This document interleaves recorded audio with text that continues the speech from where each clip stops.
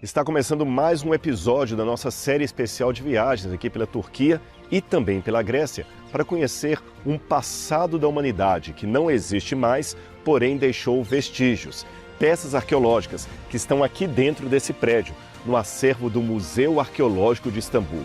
É riquíssimo o que nós encontramos aqui. Nós vamos conhecer muitas coisas sobre aqueles que viveram antes de nós e, por tabela, vamos também identificar aquilo que tem uma relação direta ou indireta com a fé cristã, com o conteúdo da Bíblia. Eu tenho muito para mostrar para vocês. Vocês sabem, eu sou Rodrigo Silva e continuo em busca de evidências que comprovem a história da Bíblia Sagrada e também a história da fé cristã.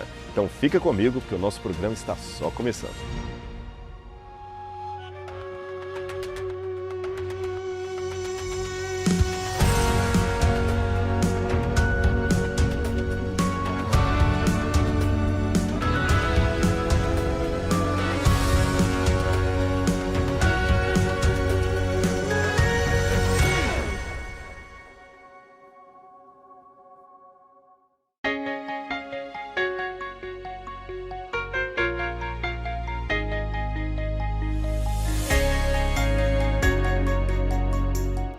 Rodrigo, me fala como é que você faz pra gravar tanta coisa nessa mente aí. Porque essa é a pergunta que não quer calar. Não dá pra entender. Eu não sei, eu não falando, vai vir com esse mesmo. Mas você acha que você, tipo, fica na sua mente tudo que você lê assim? Quando é do meu interesse. Você entendeu? Por exemplo, se eu perguntar uma coisa, por exemplo, se for lembrar qual o nome do restaurante que a gente comeu hoje, daqui uma semana, eu não vou lembrar nunca, a Laura que socorre. Se alguém perguntar assim, você foi pra Turquia, que comida diferente tem lá? Se eu souber uma ou duas, é um conhecimento seletivo. Aquilo que não me interessa, a minha mente não memoriza. E sempre foi assim? Sim, deve ser. Mas o que me dá prazer, me interessa, eu leio uma vez, eu já faço a palestra seguinte.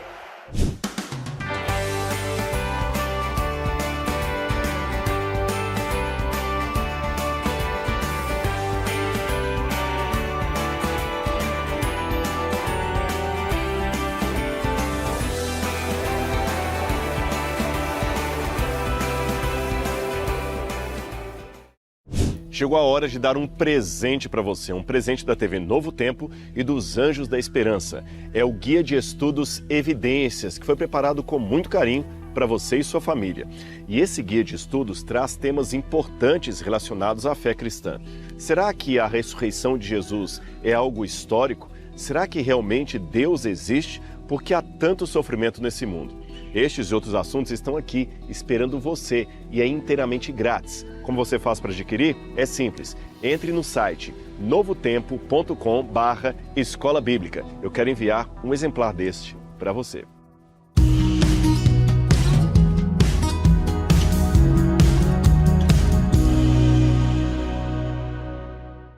Oi pessoal, nós estamos aqui hoje no Museu Arqueológico de Istambul e eu estou com o celular na mão porque no final eu quero ler um versículo bíblico para vocês. Mas eu quero mostrar para vocês hoje essa coroa. Vejam que linda! É uma coroa que... essa daqui é de ouro, mas ela é feita com folhas de louro e ela era sempre dada para pessoas que ganhavam batalhas, corridas, pessoas vitoriosas que recebiam como prêmio essa coroa linda. E, com certeza, o apóstolo Paulo viu muitas vezes esse tipo de coroa. E vejam o que ele disse, está em 1 Coríntios 9:25. Todos os que competem nos jogos se submetem a um treinamento rigoroso para obter uma coroa que logo perece. Mas nós o fazemos para ganhar uma coroa que dura para sempre. Muito interessante, né? Essa é a curiosidade de hoje que nós temos aqui no Museu de Arqueologia de Istambul. Mas calma, não vai despedir ainda não, porque ela deixou de falar uma coisa importante. Tem uma coisa mais, talvez a informação mais legal. Existem algumas palavras para coroa em grego. Existe a palavra Stéphanos, existe a palavra diadema e existe a palavra Dáfne, que é justamente esse tipo de coroa. A Dáfne era a coroa feita de folhas de louro, que como Laura falou, pode ser de ouro ou a própria folhinha em si. E Dáfne era o nome em grego, mas sabe como é que os romanos chamavam essa coroa Dáfne? De Laura. O nome da Laura. Quando uma pessoa recebe uma coroa, não diz que ele foi laureado, coroado? Pois é, Laura significa uma coroa dessa. Então, é o sentido do nome do meu amor aqui. Eu mesmo ganhei uma Laura. Eu ganhei uma coroa. Agora sim, pode despedir. Bom, essa é a nossa curiosidade de hoje, mas o Rodrigo continua aqui para dar mais informações para vocês. Até mais!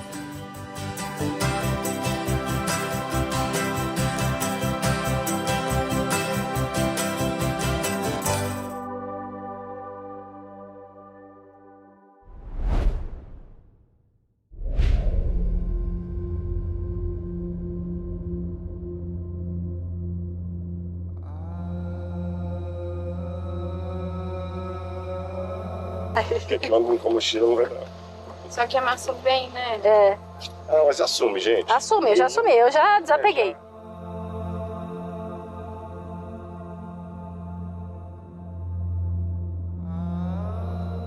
Eu estou agora aqui no Museu Nacional de Istambul, é um museu arqueológico.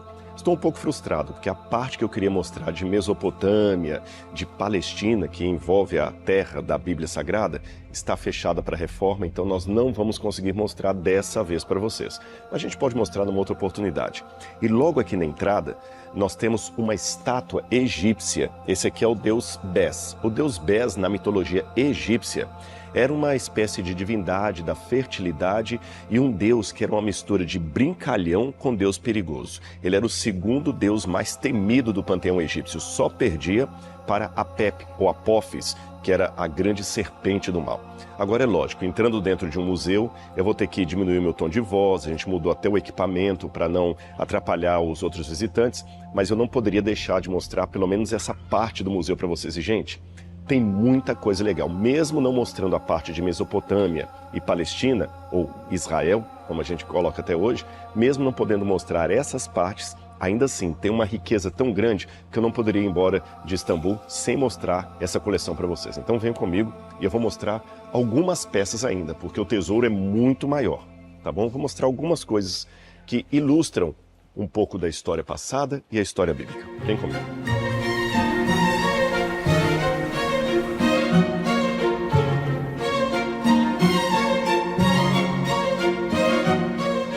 Olha, vamos começar com esse aqui.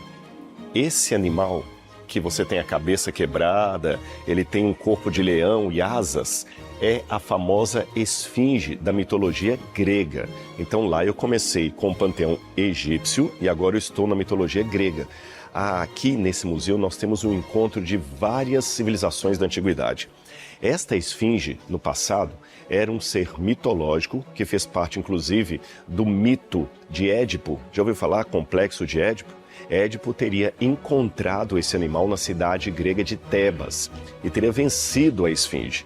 De acordo com a mitologia, a esfinge devorava todas as pessoas que chegavam até ela e ela sempre aproximava e dizia: decifra-me ou devoro-te. E aí, nesse caso, o Édipo, de maneira muito heróica, ele falou: decifro-te. O Édipo ergueu a sua espada e falou: pode fazer a sua charada. Então, de acordo com essa mitologia, a esfinge teria perguntado para Édipo: qual é o animal que de manhã anda de 4, ao meio-dia anda de 2 e ao entardecer anda de 3? Édipo respondeu: é o ser humano, o homem, porque de manhã ele é um bebê engatinhando, anda de 4. Ao meio-dia de sua vida ele é adulto, anda de 2, com 2 pernas. E ao entardecer da sua vida, quando está velhinho, precisa de uma bengala e anda de 3. A esfinge ficou tão horrorizada porque ninguém tinha decifrado as suas charadas que ela se matou. Édipo cortou a cabeça do animal, levou até a cidade e ganhou como prêmio a pior coisa que poderia lhe acontecer. Ele casou com a bela rainha Jocasta. Só que ele não sabia que aquilo era parte de um prognóstico de maldição sobre ele, porque Jocasta, de acordo com a mitologia, era a própria mãe de Édipo. Ele se apaixonou pela mãe dele, casou com a mãe dele e num período anterior ele havia matado o próprio pai. Por isso que em psicanálise, quando vai falar sobre aquela pessoa que é apaixonada pela própria mãe, fala que ela tem um complexo de Édipo. Vem disso aí. Aqui nós temos uma outra estela, mais ou menos do 5º século a.C., são estelas colocadas em túmulos e elas mostram sempre retratos do dia a dia. E o mais curioso é que aqui traz uma inscrição fenícia Então, olha, já saí da Grécia, já estou na Fenícia. E essa inscrição fenícia tem inclusive alguns caracteres que vão depois lembrar o hebraico. São muitas histórias que vão se conectando com esse lugar aqui. Mas ainda tem outras salas para mostrar para vocês.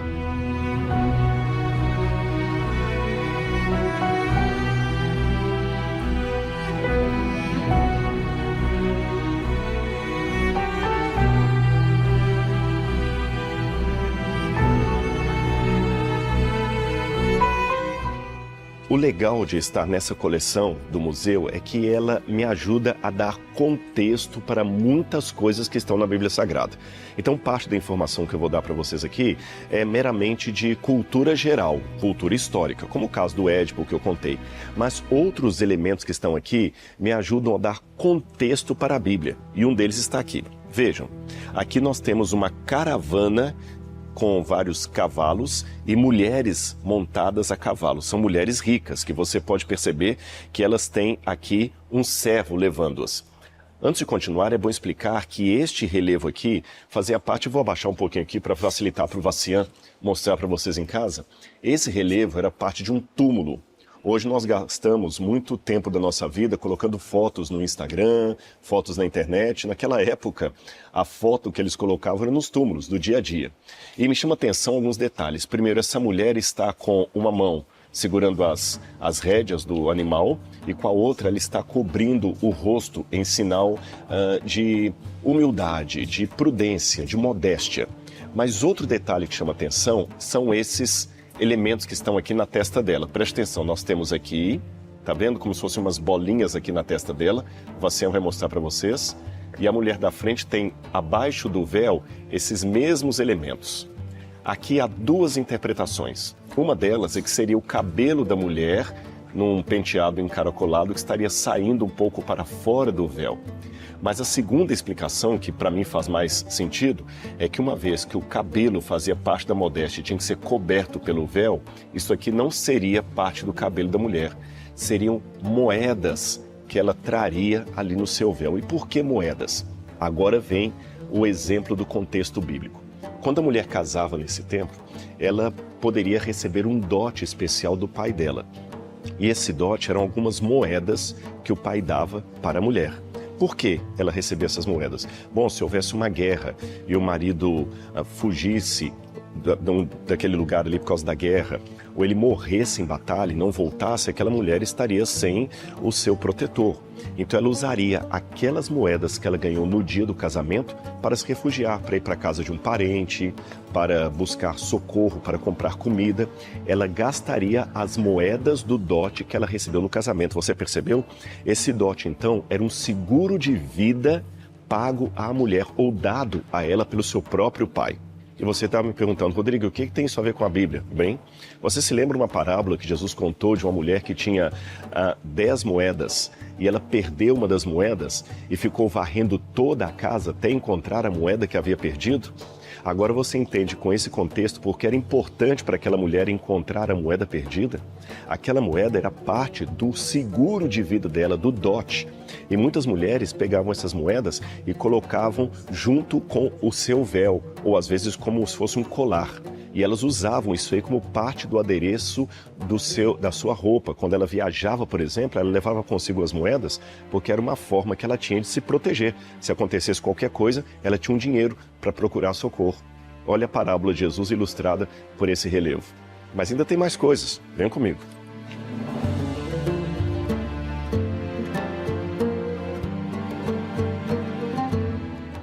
Essa parte aqui também me interessa. Eu vou voltar para a mitologia grega. Aqui eu tenho dois personagens da mitologia. Nós temos o deus Poseidon. Você percebe que é Poseidon porque ele está justamente segurando um golfinho aqui num dos braços. Era o deus dos mares. E junto dele está Heracles, ou melhor, Hércules. Hércules é a forma como nós conhecemos esse semideus, mas os gregos o chamavam de Heracles. E você vê que aqui na mão ele tem uma pele de animal, que seria o leão de Nemeia, que de acordo com os 12 trabalhos de Hércules, um deles foi que ele matou o leão de Nemeia. então tornou-se um trunfo dele. E ele tem aqui a clava, que ele sempre usava para fazer todos os seus prodígios. As pessoas então que eram sepultadas deixavam marcado ali, não apenas no seu túmulo, cenas do seu dia a dia, mas também a crença delas. E entre essas crenças estava também a esperança da cura.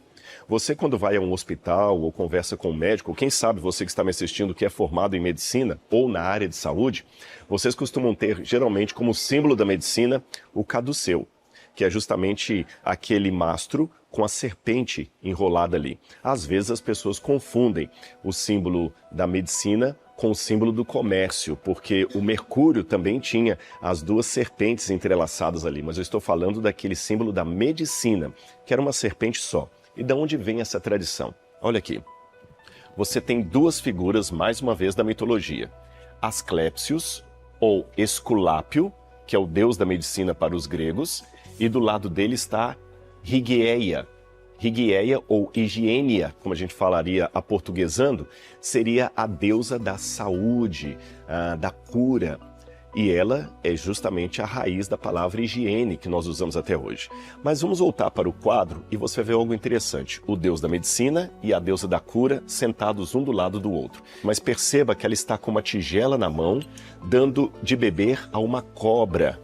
E a cobra está justamente no mastro. Lembra o símbolo da medicina? De acordo com a mitologia, dizem que uma época alguém queria ser curado no templo de Esculápio. Mas os sacerdotes impediram esse sujeito de entrar ali. A prática da medicina na época era que a pessoa iria pedir a cura para Esculápio, então ele iria até o templo, dormiria à noite ali, num mecanismo que os romanos chamariam de incubácio. Ele dormiria ali e também ali havia águas sagradas nas quais ele se banhava esperando a cura. E somente no dia seguinte, através de sonhos, Esculápio revelaria para ele qual era a doença dele. Um parênteses. Você se lembra que Jesus curou um paralítico no tanque de Betesda, de acordo com o Evangelho de João?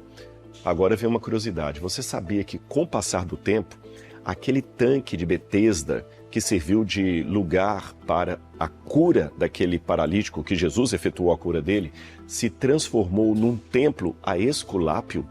Jerusalém foi se tornando tão apostatada da sua fé que havia um templo pagão ali nas barbas do templo de Jerusalém. Olha que coisa tremenda. E por muito tempo esse templo pagão funcionou ali depois da destruição do templo judeu. Então quem vai hoje a Jerusalém e visita o tanque de Betesda, você vê as ruínas do tanque de Betesda lá embaixo, onde Jesus esteve. Em cima você tem uma igreja cristã do século XII e entre uma parte e outra você tem restos de um templo de Esculápio. Voltando à história que eu estava contando para vocês, ou melhor, à mitologia que eu estava contando. O sujeito foi proibido de entrar até o templo e receber a sua cura. Então ele ficou triste e quando ele saiu, diz essa história, que ele viu duas serpentes brigando uma com a outra para beber uma tigela de leite. E a serpente bebia o leite e às vezes vomitava, e ia beber de novo. Aí quando ele viu as duas serpentes bebendo daquele leite, ele pensou, eu vou morrer mais rápido. E pegou aquele leite e bebeu o leite. Como o leite estava misturado com o veneno das serpentes, a mitologia diz que ele acabou desmaiando e a família pensou que ele tinha morrido. Mas pouco tempo depois, ele recobrou as forças. E perceberam que naquele leite, misturado com o veneno da serpente, estava justamente a cura para a doença dele. Aí contam que foi a partir deste mito que surgiu a ideia de antídoto, onde você usa o próprio veneno do animal para curar algo causado pela picada daquele animal. São histórias que vão contando aí. Usar a serpente como símbolo da medicina, na verdade, é algo mais recente. A partir do século XVIII para cá, se não me engano, 1796, foi a primeira vez em que a medicina ocidental usou a serpente junto com o mastro para ilustrar o trabalho dos médicos. Porém, a mitologia que dá origem a esse símbolo vem desde lá de trás. E esse quadro, esse painel aqui mostra justamente esse pedaço que eu contei para vocês dessa suposta história do sujeito bebendo o leite que as serpentes com seu veneno haviam tomado. E aí, a partir de então, tanto o deus da cura, como a deusa da cura, como o deus da medicina começam a alimentar serpentes no imaginário do povo grego. Curioso.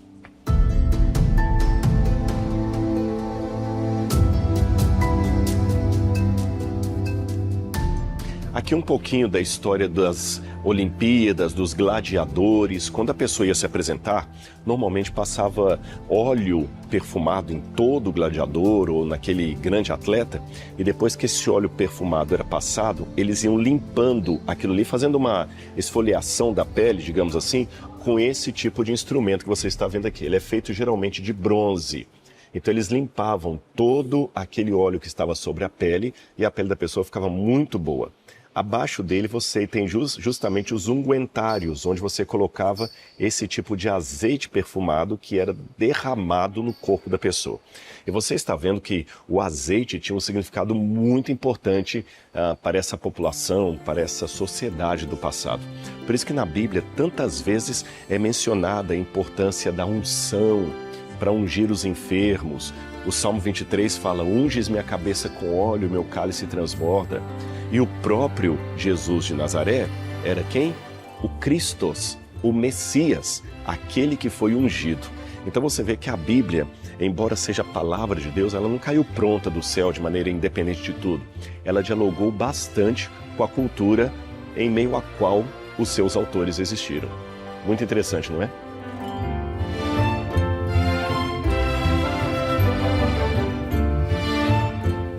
Pessoal, eu sei que aqui está um pouco escuro, mas eu pedi o Vacian para mostrar algo para vocês muito legal que está nessa ala aqui. Olha aqui atrás. Vocês estão vendo essa placa de bronze? Isto aqui é um diploma romano. Esta aqui especificamente fala da decisão dos asiáticos em relação à ascensão de Calígula ao poder. Porém, esse mesmo tipo de documento de bronze, que como eu falei chamava diploma, era um certificado que o imperador dava para soldados romanos assim que eles entravam em aposentadoria. Eu vou explicar para você. Todas as pessoas que estão aqui, esses bustos, eram de cidadãos e cidadãs romanas. E era um grande privilégio ser um cidadão de Roma, tá certo? Vou perguntar ao Vacian onde é o melhor lugar para eu ficar aqui, para a iluminação. Aqui tá bem? Então bem. Agora eu posso continuar contando a história para você. Todo mundo almejava ter uma cidadania romana e pagava caro por isso. Então o que acontecia? Quando algumas pessoas iam lutar no exército, nem todos os combatentes, nem todos os militares tinham essa cidadania. Então ele lutava por quê? Muitos deles renunciavam durante todo o período de serviço militar a ter uma família, a ter esposa, a ter filhos. E eles trabalhavam arduamente, defendendo os limites de Roma e conquistando novas terras para Roma. E nessa situação toda, era esperado que ao final do seu serviço militar, ele fosse recompensado. Então o que o diploma garantia para o soldado? Que assim que ele desse baixa de todos os seus serviços militares, ele teria garantido para si e para a família que ele haveria de constituir cidadania romana, uma aposentadoria e uma terra para ele poder plantar, colher e morar. Vou repetir, ele ganharia cidadania romana para si e para a família que ele iria constituir, uma aposentadoria e, além disso, terra para que ele pudesse cuidar. Esse diploma romano também era chamado pelos gregos pela palavra hipóstasis. Agora que você já sabe disso, olha que interessante, vá à sua Bíblia e abra em Hebreus capítulo 11, quando fala da galeria dos heróis da fé. O autor de Hebreus, que para muitos seria o apóstolo Paulo, ele começa dizendo assim: ora, a fé é a certeza das coisas que se esperam, a convicção de fatos que ainda não se veem. E no original grego, a palavra que aparece é hipóstasis. Então o que o autor está dizendo nesse capítulo? Que todos os cristãos que são combatentes no reino e no exército de Jesus, eles são como aqueles soldados romanos. Eles combatem esperando uma terra que eles ainda não viram. E por que o soldado romano acreditava na posse de uma terra que ele ainda não havia visto? Porque ele sabia que quem assinava o diploma era o imperador.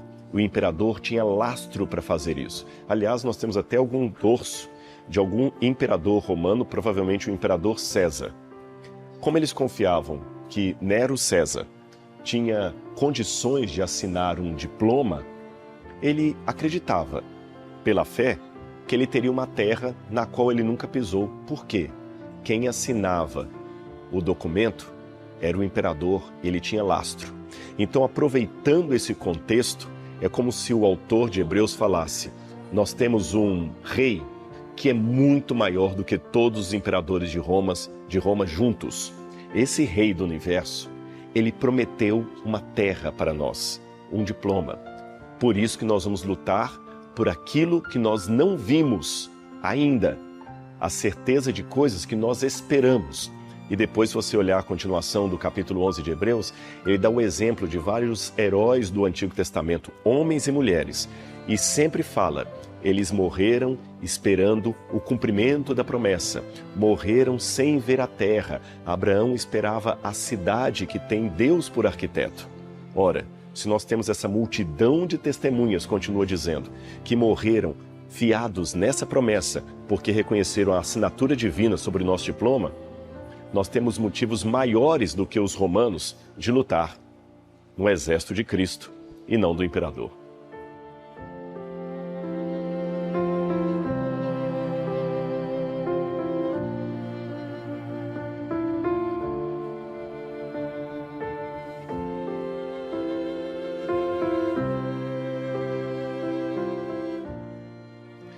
Olha essa estátua, um verdadeiro colosso. Esse aqui é o imperador Adriano. Adriano foi imperador de Roma e ele combateu uma revolução dos judeus lideradas por Bar Kokhba. Bar Kokhba foi um grande líder rebelde judeu que ainda se proclamou Messias. Depois você pode estudar essa história. Ele foi desde o ano 132 a 135 de nossa era. E o interessante é que foi justamente ao sufocar a revolução de Bar Kokhba que Adriano resolveu dar nome para toda a terra de Israel de Filistina, terra dos filisteus. E ele fez isso de propósito, porque em hebraico a letra P e a letra F é a mesma letra. Tudo depende se você colocar um pontinho dentro ou tirar. Filistina, terra dos filisteus, é um trocadilho com Palestina. E assim, aquela terra recebeu o nome Síria-Palestina. E aí você sabe, isso só vai mudar com a criação do Estado de Israel, mas isso é outra história. Gente, se me deixar no museu, eu falo o dia inteiro e o tempo hoje já acabou. Então fique ligadinho com a gente, porque no próximo programa eu tenho mais história para contar para você. Tchau, tchau.